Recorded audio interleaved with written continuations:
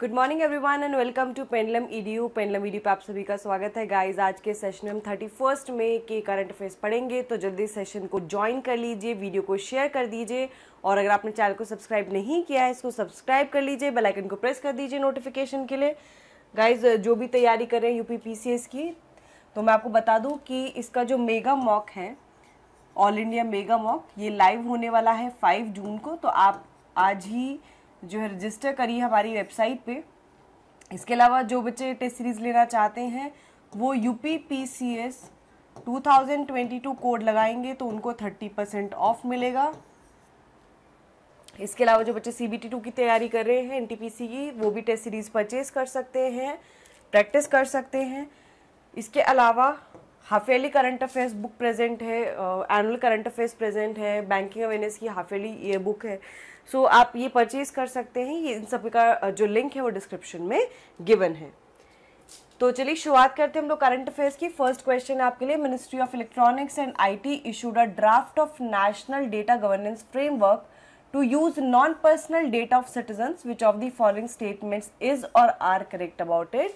तो इसमें कौन सा स्टेटमेंट करेक्ट है? तो हाल ही में सरकार ने एक नेशनल डेटा गवर्नेंस फ्रेमवर्क जारी किया है, ये ministry of electronics and IT ने जारी किया है। एंड ये किस लिए है? जो नॉन पर्सनल डेटा है, ठीक है, नॉन पर्सनल डेटा के यूज के लिए। सो ये जो जारी किया गया है पब्लिक एंड प्राइवेट दोनों के लिए जारी किया गया, सेक्टर के लिए।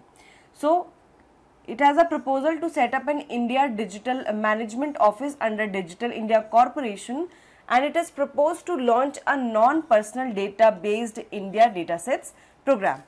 So इसमें से कौन सा स्टेटमेंट करेक्ट है? 1 only, 2 only, both 1 and 2 and none of the above.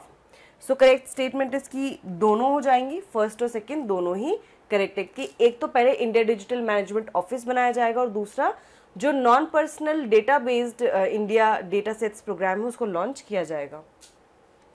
ठीक है, तो सेकंड स्टेटमेंट आपकी यहाँ पे आ गई, ये करेक्ट है। एंड इसका मेन पर्पस ये भी है कि रूल्स यहाँ पर फ्रेम करना है to use non personal anonymised data by government and private entities. तो दोनों के लिए ये है कि जो गवर्नमेंट कंपनीज हैं या अगर कोई प्राइवेट एंटिटी है और वो नॉन पर्सनल डेटा को यूज करती है तो उसके लिए फ्रेमवर्क बनाया गया है। सो ये फ्रेमवर्क का मेन पर्पस क्या रहेगा कि जो भी डेटा है, ठीक है, this will help in the digitization of data, data का डिजिटाइजेशन का विद कॉमन स्टैंडर्ड्स, सबके लिए स्टैंडर्ड्स कॉमन रहेंगे, रूल्स कॉमन रहेंगे, एक गाइडलाइंस होगी कि कैसा डेटा को स्टोर किया जाए, कैसे उसको मैनेज किया जाए, कैसे उसका इस्तेमाल किया जाए। सो करंटली अगर हम देखें तो डिजिटल गवर्नमेंट डेटा जो है ये अलग अलग जगह पर स्टोर्ड है, इनमें कोई कंसिस्टेंसी नहीं है, कोई स्टैंडर्ड मेंटेन नहीं है। तो डेटा मेंटेन करने का जो स्टैंडर्ड है उसको फ्रेमवर्क को तैयार करने के लिए ये ड्राफ्ट तैयार किया गया है। So the proposed policy this will be for all government departments and entities and it will also cover all the data which is managed by a government entity. इसमें इंडिया डिजिटल मैनेजमेंट ऑफिस भी setup करने की बात की गई है। I hope ये clear होगा। आगे बढ़ते हैं नेक्स्ट क्वेश्चन की तरफ। The theme of World Menstrual Hygiene Day 2022 is making menstruation a normal fact of life by dash 2025, 2030, 2040 and 2050। Menstrual जिसको हम मासिक धर्म या माहवारी के नाम से भी जानते हैं। सो ये डे मनाया कब जाता है? ये 28 मई को मनाया जाता है। सो 28 मई को मनाने के लिए ये इसका ये है कि जो मेंस्ट्रुअल साइकिल होती है it last for 28 days and because it last for 5 days, 5 दिन के लिए होती है और 28 दिन का साइकिल होता है ऑलमोस्ट। सो इसलिए 28 मई को ये सेलिब्रेट किया जाता है। एंड बहुत सारे ऐसी महिलाएं हैं जिनको मेंस्ट्रुअल महिलाएं मतलब उसमें आपका एडोलेसेंट वाले भी आ गए एंड वुमेन भी आ गई। सो उनको पता नहीं होता है कि how to take care during the menstruation. So उसको जागरूकता फैलाने के लिए ये और जो उससे रिलेटेड जो स्टिग्मास हैं उनको ख़त्म करने के लिए ये दिन जो है मनाया जाता है। सो 28 मई को मनाया जाता है। इसका थीम क्या है? Making menstruation a normal fact of life by 2030। So option B इसका करेक्ट आंसर हो जाएगा। आगे बढ़ेंगे, नेक्स्ट क्वेश्चन देखिए। Union Minister Dr. Jitendra Singh inaugurated North India's first industrial biotech park at Ghati in Kathua district of which of the following states or union territories? जो केंद्रीय मंत्री है डॉक्टर जितेंद्र सिंह, उन्होंने एक अभी नॉर्थ इंडिया के पहले इंडस्ट्रियल बायोटेक पार्क को इनॉग्रेट किया है घाटी में। सो ये कथुआ डिस्ट्रिक्ट में लोकेटेड है। कथुआ डिस्ट्रिक्ट कहाँ पर है? Uttar Pradesh, Telangana, Jammu Kashmir and Tamil Nadu. So right, correct answer option C हो जाएगा, that is Jammu and Kashmir.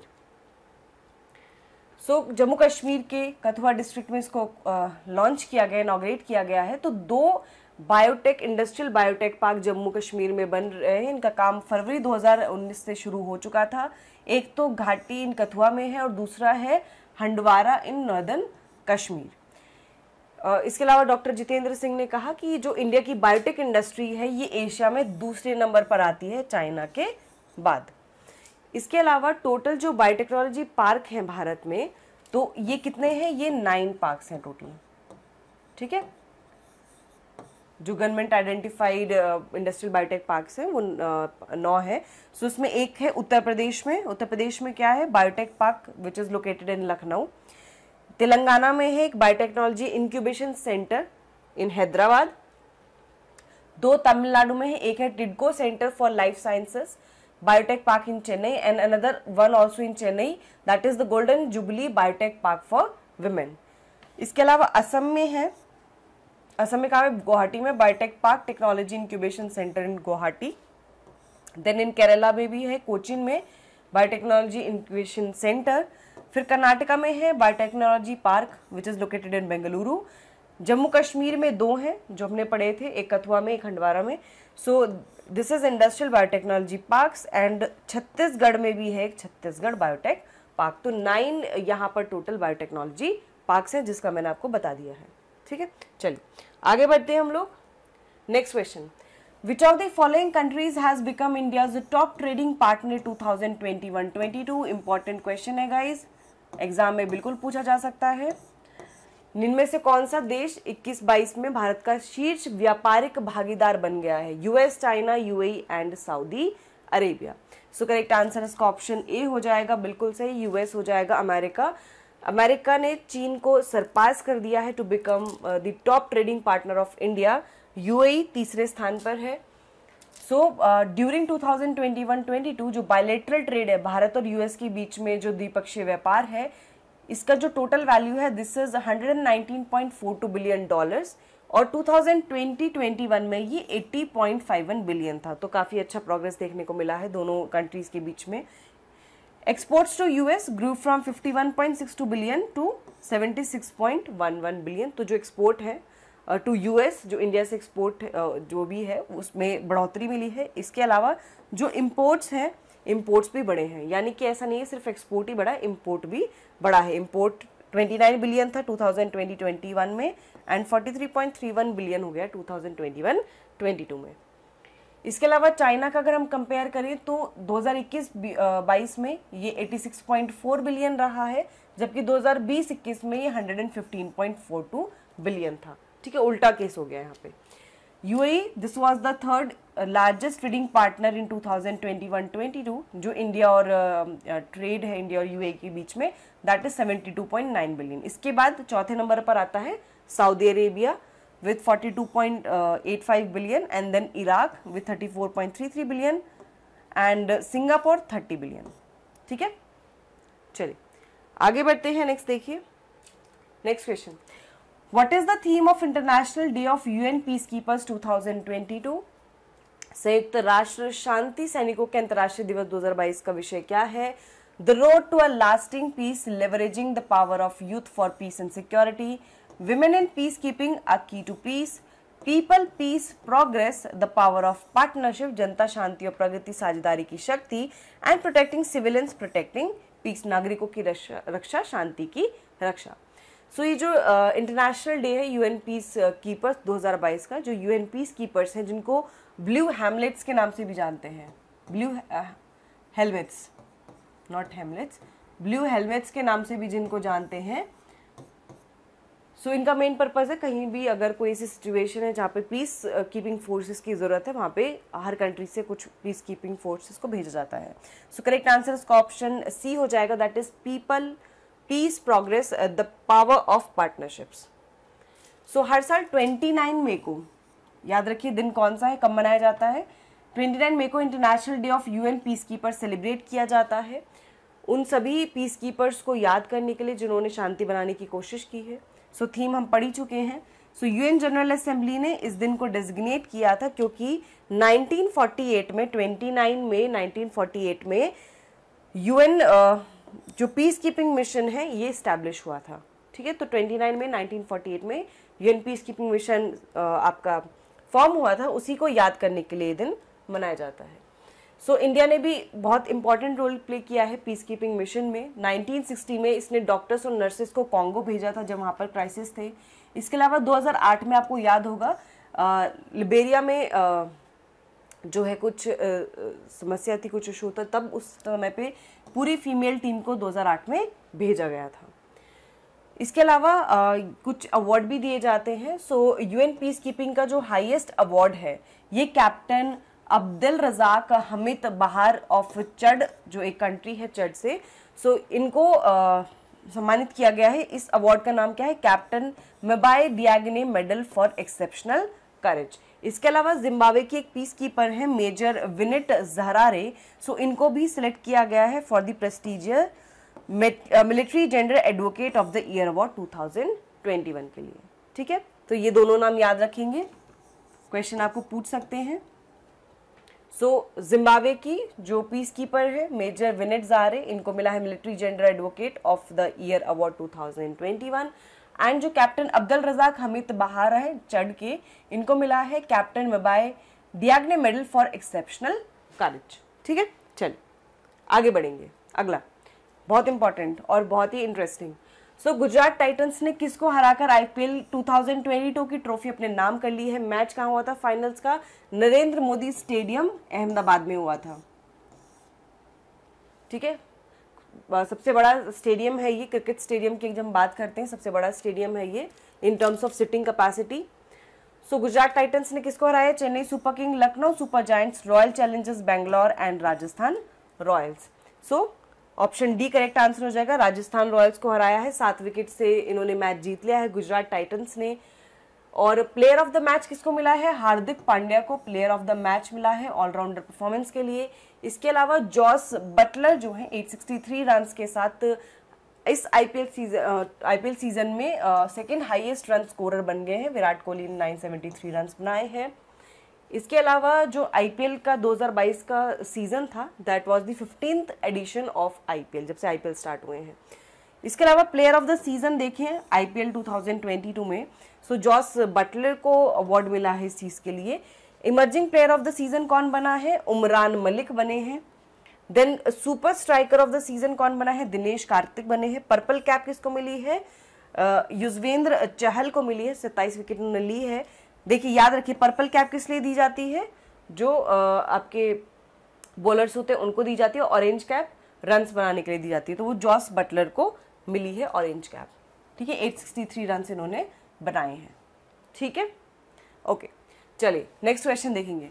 What is the name of Indian film maker who won एल ओडिल d'Or award at the Cannes film festival 2022 for his documentary all that breathes? तो अभी आपको याद होगा Keynes film महोत्सव में जो फ्रेंच रिवेरिया फेस्टिवल है, फिल्म फेस्टिवल है, वहाँ पर सम्मानित किया गया नवाजुद्दीन सिद्दीकी को। और केन्स में इकलौते वो ऐसे एक्टर हैं जिनकी मूवीज़ 8 मूवीज़ को सेलेक्ट किया गया और शोकेस भी किया गया।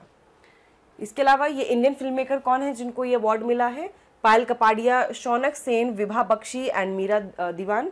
सो करेक्ट आंसर इसका ऑप्शन बी हो जाएगा, दैट इज शौनक सेन। इनको इनकी documentary film all that breathes के लिए मिला है।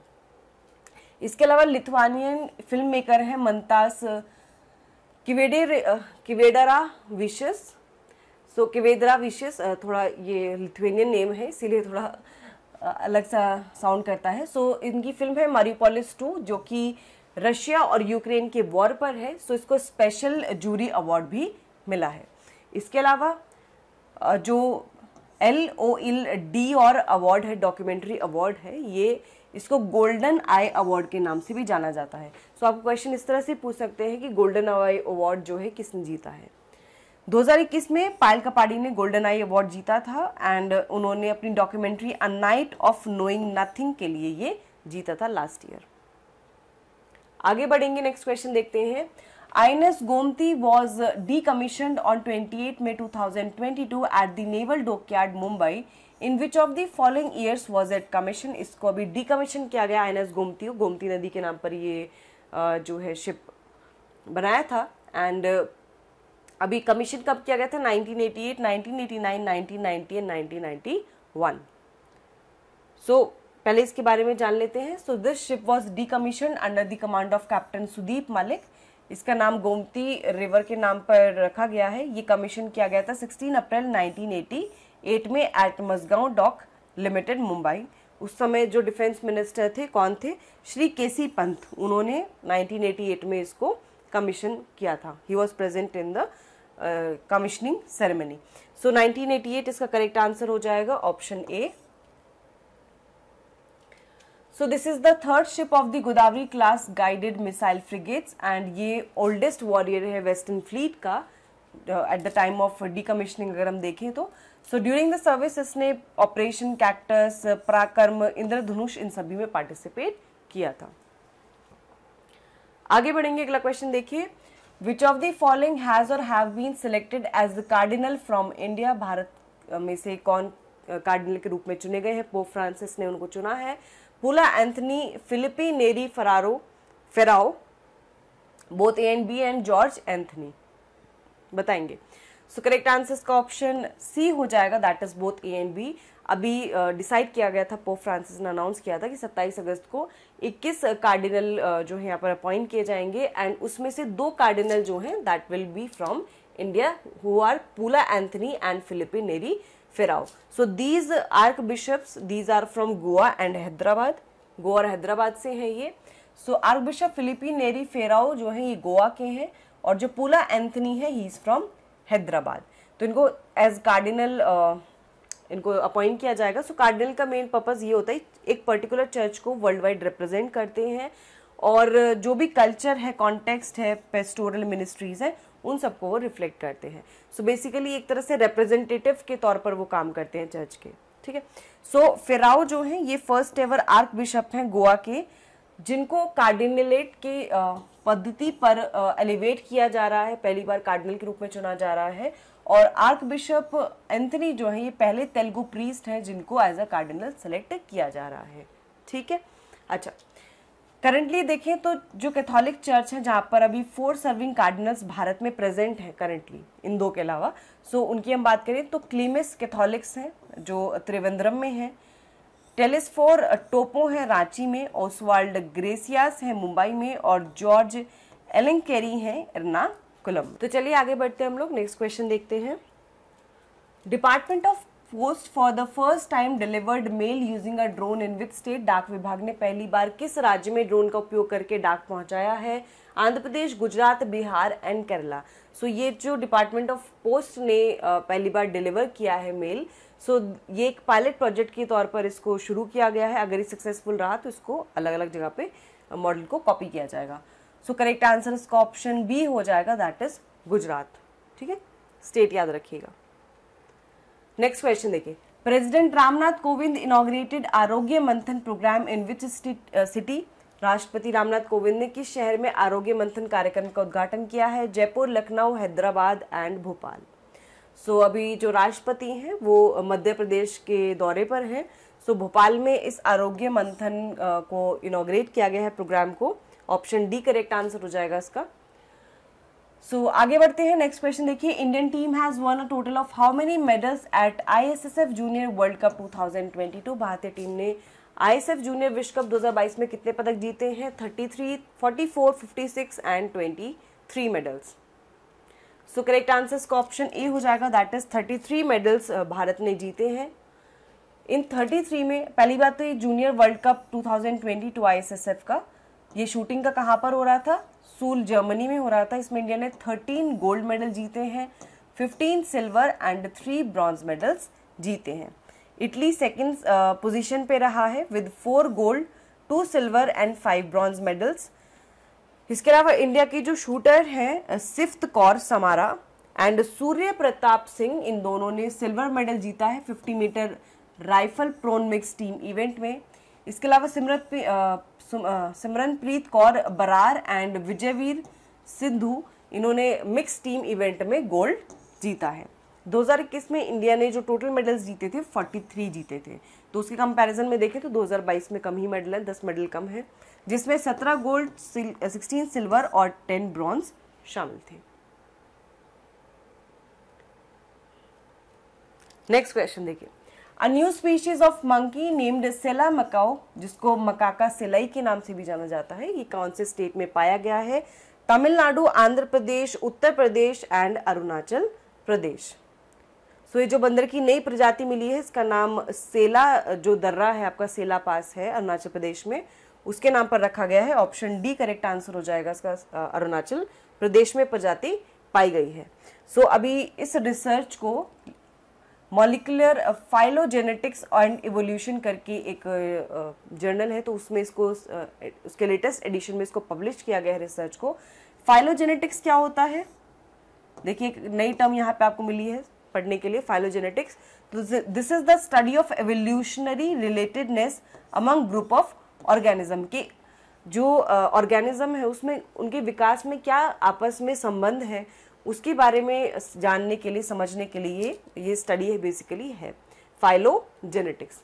ठीक है, जो सेला मकाऊ है ये अरुणाचल जो मकाऊ है उससे एकदम सेपरेट है, जोग्राफिकली सेपरेट है। सेला पास के थ्रू दोनों का ही अलग अलग यहाँ पर भौगोलिक रूप से दोनों डिफरेंट है। So the Sela pass, this has restricted the migration of the species for about 2 million years. तो ये सेला पास की वजह से दोनों जो स्पीशीज है वो माइग्रेट नहीं कर पाते। Sela macaque and Arunachal macaque, they have similar physical characteristics, दोनों के सिमिलर कैरेक्टरिस्टिक्स हैं, and both avoid proximity to humans, और ह्यूमंस के पास ज़्यादा आना पसंद नहीं करते हैं। आपको याद होगा मैंने आपको बताया था कि एक स्नेक की भी प्रजाति मिली है, ठीक है, जिसको माया पिट वाइपर कहा गया, और बोला गया कि इसी तरह का पिट वाइपर एक और है जिसे बैम्बू पिट वाइपर, और इस तरह से अलग अलग बहुत सारे पिट वाइपर्स हैं। सो सब में देखने में तो सिमिलरिटी लगती है बट एग्जैक्टली सेम नहीं होते हैं। सो ऐसा ही यहाँ पर भी केस है। तो सेला पास जो है, this is situated between the Dirang and Tawang towns of Arunachal Pradesh, and it has an elevation of 4170 metres. इसका जो टोटल एलिवेशन है 4000 मीटर से थोड़ा ऊपर है, और ये दिरांग और तवांग टाउन के बीच में लोकेटेड है पास। ये तवांग को दिरांग और गुवाहाटी से कनेक्ट करता है pass. So this is an important pass. Sela pass पूछ सकते हैं कहाँ पर लोकेटेड है, किस किस दो टाउन को कनेक्ट करता है अरुणाचल प्रदेश के।